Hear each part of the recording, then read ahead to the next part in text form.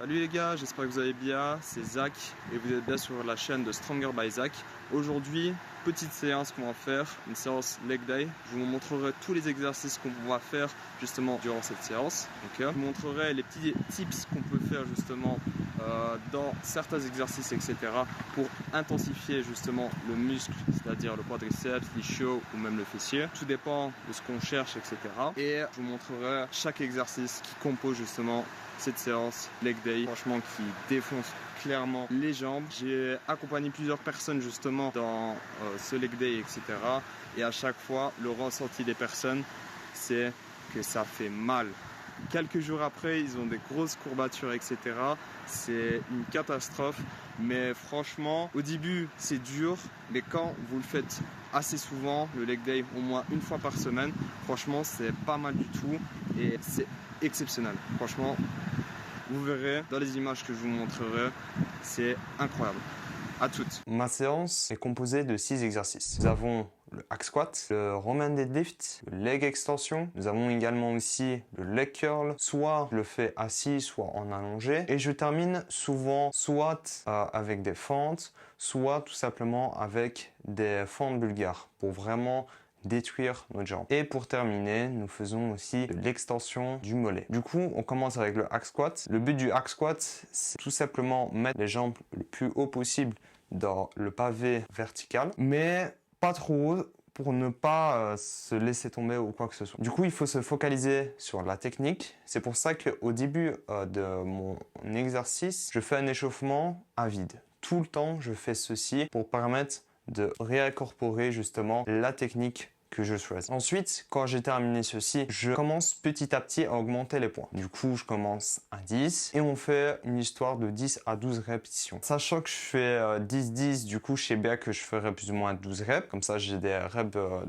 sur le côté en stock. Et justement, je préserve les reps en stock que j'ai pour les 10 kilos pour les prochaines séries, c'est-à-dire la deuxième, la troisième et la quatrième série. Je fais presque systématiquement ceci pour permettre justement de garder ma force pour plus tard. Du coup, j'augmente crescendo les poids. De 10, je passe à 20. De 20, je passe à 30. Et si je suis assez motivé, je passe à 40. 40, c'est un peu plus dur. Pourquoi? Parce que là, nous sommes à une charge assez excessive. Nous sommes à 127 kg au hack squat, ce qui est pas mal du tout. Mais il faut vraiment se focaliser sur la technique et pas principalement sur la force, etc. Du coup, ma petite technique pour le hack squat, c'est quoi? C'est tout simplement, lorsque vous descendez, inspirez. Et lorsque vous montez, expirez en un seul temps. Et enchaînez directement les hack squats. Comme ça va détruire complètement nos quadriceps. Focalisez énormément sur la technique et essayez également de casser la ligne des genoux pour permettre justement de faire une flexion complète. Quand nous avons fait ceci, nous passons directement au Roman deadlift. Alors, la différence entre le Roman deadlift et le soulevé de terre jambes tendues, c'est au niveau du positionnement des genoux. Alors, si nous voulons faire du Roman deadlift, il faudra justement fléchir les genoux. Tandis que si vous faites justement le soulevé de terre, il faudra justement garder les genoux les plus neutres possibles pour permettre justement l'activation directement des ischios. Du coup, on sent plus les ischios justement dans le soulevé de terre jambes tendues que dans le Roman deadlift, car le Roman deadlift a aussi une contraction du fessier, ce qui est vraiment pas mal du tout pour un leg day. Alors, la petite technique, c'est quoi? C'est se focaliser tout simplement sur un point fixe. Il ne faut pas monter trop haut. Pourquoi? Parce que sinon vous allez courber directement les lombaires. Mais bien regarder un coin, ok? Au niveau, on va dire, à 45-60 degrés. Du coup, vous allez faire justement votre Roman deadlift et lorsque vous ferez justement votre Roman deadlift, c'est tout simplement essayer de le coller le plus possible à votre corps pour permettre justement avoir une meilleure exécution. Parce que si vous l'éloignez, vous sentez beaucoup moins l'extension de l'ischio-jambier. Du coup, vous allez doucement sur la descente et vous allez monter en un seul temps. C'est ça ma technique. Du coup, je fais ceci pendant 4 séries de 10 à 12 répétitions. Tout dépend si je focalise à 8 à 10 répétitions ou 10 à 12 répétitions. Mais principalement, dans la plupart de mes séances, je fais 10 à 12 répétitions. Du coup, je commence toujours léger. Je commence à 10 kg parce que voilà, l'activation de nos jambes est déjà faite. Et du coup, ça ne sert à rien de encore s'échauffer à barre à vide, etc. Du coup, on passe justement au main deadlift. je commence à 10 kg. Ensuite, je fais 20 kg. Et si je suis très optimiste, je passe à 25 pour la 3e et la 4e série. Parce que 30 kg, je ne suis pas encore assez fort malheureusement pour permettre d'augmenter les poids de ma barre. Ensuite, on enchaîne directement avec le leg extension. Et là, nous avons eu justement un petit compromis par rapport à mon ami Jebrail qui se présente là maintenant. Salut les gars, moi c'est Jebrail, l'ami de Zakaria. Aujourd'hui on fait une petite séance de jambes ensemble. Voilà, on partage tout savoir. Je partage mes non-savoirs de psychopathe. Et voilà, on fait une petite séance. Donc les gars, je vous explique le squat qui fait mal. Les gars, je vous explique en fait, donc on est sur les leg extensions ici. Donc je commence par exemple à 66 kg, je fais 6 répétitions, puis je descends à 59 kg, je fais 8, etc. On descend, puis 10, puis 12, puis 15, et puis alors c'est 15, 15, 15. Normalement, je suis à l'échec avant maintenant. Et puis on descend, on fait un échec à chaque échelon à l'échec. Et quand on est au dernier échelon, jusqu'à l'échec. Et puis on lève les jambes, on tient 10 secondes. Et voilà. Et là j'arrive plus à marcher après une série.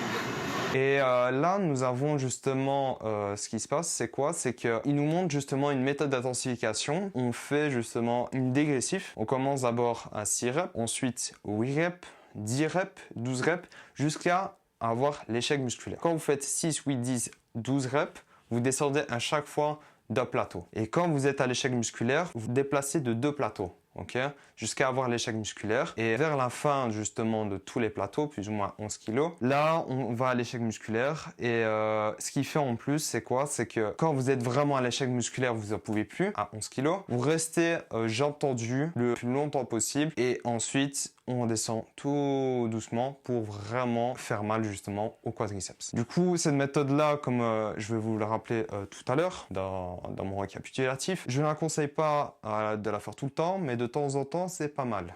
Peut-être un maximum 2 fois par mois, mais pas plus. Pas plus parce que ça peut justement amener à un surmenage qui peut provoquer directement des blessures. Faites attention à cela parce que grosse blessure au niveau du quadriceps. Du coup, c'est pas mal de temps en temps, mais pas tout le temps. Du coup, on fait ça pendant 2 séries parce que c'était assez intense. Je pensais pas que c'était aussi intense que cela. Malheureusement, on a dû skip directement les fentes, mais je vais vous montrer de suite justement qu'est-ce que je fais en règle générale justement dans ma séance leg day. Je fais toujours 8 à 10 répétitions pour les leg extensions pour vraiment mettre vraiment lourd. Ok. Du coup, je commence à une histoire de 72, 74 kg, un truc comme ça. Et je monte crescendo jusqu'à que j'arrive à l'échec musculaire à 8 répétitions. Et ça, je fais ça pendant 4 séries. 3 à 4 séries, tout dépend de ma motivation et de mon énergie que j'ai pendant ma séance. Ensuite, on enchaîne directement avec le leg curl. Du coup, le leg curl, ce que je conseille, c'est quoi? C'est tout d'abord commencer à comprendre la machine, à bien déplacer justement le siège, parce que si vous ne déplacez pas le siège, vous aurez une moins bonne exécution des ischio-jambiers. Commencez à faire l'exercice. Et quand vous avez bien compris l'exercice, là, vous pouvez augmenter les poids. Okay. Faites bien attention à cela parce que ça peut provoquer aussi des blessures dans le futur. On va tout simplement privilégier la vigilance. Ensuite, quand vous avez bien positionné, etc., vous commencez avec des points assez légers. Okay. Vous commencez avec la technique, etc., des ischio-jambiers. Et ce que je conseille, c'est que lorsque vous allez remonter, enfin, quand vous allez faire le fléchissement du genou, quand vous allez revenir à la position initiale, essayez d'aller le plus lentement possible. Je dirais plus ou moins une histoire de 2-3 secondes parce que vous allez ressentir énormément les ischio-jambiers. Essayez cela et vous verrez les résultats. Quand on a fait ceci, on augmente crescendo. Moi, je parle pour moi. Okay. Tout dépend si je fais le leg curl assis ou le leg curl allongé. Du coup, moi, je parle leg curl allongé. Je commence à 32. Ensuite, j'augmente à 36. Et si je suis assez optimiste, je monte à 40. Du coup, je fais ceci pendant 4 séries de 8 à 10 répétitions aussi. Ensuite, j'enchaîne directement avec les fentes. Pour les fentes normales, c'est-à-dire les fentes où directement on a le sac ou justement les 2 haltères, je fais 3 séries, 4 allées qui correspondent plus ou moins à 40 fentes. Du coup, pour le sac, c'est 20 kg pour le sac. Et du coup, on est à 40 fentes aller-retour pendant 3 séries. Mais on ne sait jamais, je fais également les fentes bulgares de temps en temps. Et les fentes bulgares, je les fais également 3 séries de chaque jambe de 8 à 10 répétitions et là je peux mettre assez lourd. Je commence toujours à 15 kg, une sorte de 15 kg et ensuite je augmente à 20 kg à chaque main. Du coup, comme c'est des fentes bulgares avec halter. Okay. Du coup, bien se concentrer sur l'exécution et selon votre position, si vous avez une position plutôt droite, vous allez vous focaliser directement sur les quadriceps, tandis que si vous avez une position assez oblique, là nous exécutons plus le fessier. Et du coup, ça peut être intéressant si nous cherchons justement à la contraction musculaire du fessier ou du quadriceps, principalement dans la séance. Et quand j'ai fini ceci, je termine avec un petit l'extension tranquille, justement travailler directement les mollets. Du coup, qui est privilégié justement pour l'extension du mollet ou de la cheville, c'est des longues répétitions, c'est-à-dire moi je dirais 20 à 25 répétitions, ce qui est pas mal du tout pour contracter le faisceau du mollet. Alors la petite technique pour le mollet, ce qu'il faut faire c'est tout simplement marquer un temps d'arrêt vers la descente et remonter en un seul temps. Et sur la descente, quand vous descendez vers le temps d'arrêt, vous descendez sur un tempo de 2-3 secondes qui peut permettre justement d'avoir une meilleure contraction du mollet et un meilleur ressenti. Un meilleur ressenti ne veut pas dire un meilleur effort, mais ça peut être intéressant d'un point de vue personnel. Mais ça ne veut pas dire un gain de force ou un gain de puissance musculaire ou quoi que ce soit. Okay. Du coup, ma séance se termine sur cet exercice-là et je termine directement avec un peu de gainage, remettre directement le transverse en place et le travailler parce que ça, c'est pas mal de travailler le transverse. Pourquoi? Parce que quand vous travaillez le transverse, vous perdez du ventre et vous remettez justement le transverse en place. Et du coup, si vous le remettez en place, vous affinez votre corps. Et voilà, ma séance se termine justement sur ceci. Je vous amène à mon récapitulatif. Les gars, petite séance terminée. Franchement, ça s'est bien passé. J'ai bien kiffé le moment où on faisait justement la méthode d'intensification que mon ami vous a montré. Franchement, c'est pas mal du tout, les ressentis, etc. Mais le seul bémol que je vois dans cette méthode d'intensification, c'est qu'on ne se concentre pas sur la technique, etc. Et en plus, c'est quoi? C'est que cette méthode d'intensification, il ne faut pas la faire tout le temps. Sinon, on fait du surmenage sur son muscle, ce qui peut provoquer justement des blessures dans le futur, etc. Franchement, c'est bien sur du court terme, etc. Si on a poids faible, par exemple quadriceps ou quoi que ce soit. Mais sur le long terme, je le conseille pas forcément. C'est pas un truc que ça se tient directement. C'est bien de le faire sur du court terme. Si tu veux rattraper un poids faible que tu as, tout simplement. Dans l'ensemble, franchement, la séance s'est bien passée. Juste ce que j'aurais aimé faire, c'est faire ma propre séance. C'est juste qu'on a dû improviser sur un exercice parce qu'il voulait montrer absolument sa méthode d'intensification sur le groupe musculaire, le quadriceps, qui était le leg extension, comme il a montré sur le dégressif du coup. Du coup, c'était pas mal du tout et tout. Mais voilà, le souci, ça peut provoquer justement des blessures, etc. si on le fait récurremment. Du coup, dans l'ensemble de la séance, c'est pas mal du tout. C'est ce que je fais principalement. Sauf que pour justement le leg extension, etc., j'ajoute juste après justement l'ischio-jambier, le leg curl couché du coup.